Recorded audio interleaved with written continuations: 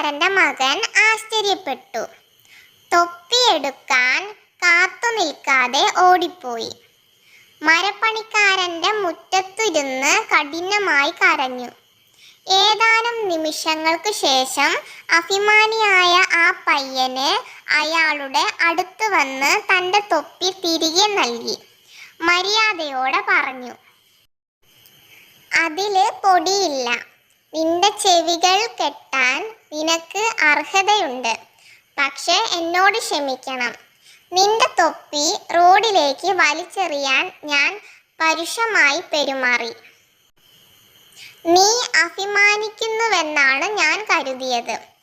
തയ്യൽക്കാരന്റെ മകന് ആശ്ചര്യത്തോടെ പറഞ്ഞു, "ഞാൻ ചെയ്യില്ലെന്ന് നിങ്ങൾ പറയുമെന്ന് ഞാൻ കരുതിയില്ല. ഒരുപക്ഷെ നീ അഹങ്കാരിയല്ലേ?" "ഇല്ല, ഞാനല്ല." "ഓ, അത് ഒരു വ്യത്യാസം വരുത്തുന്നു."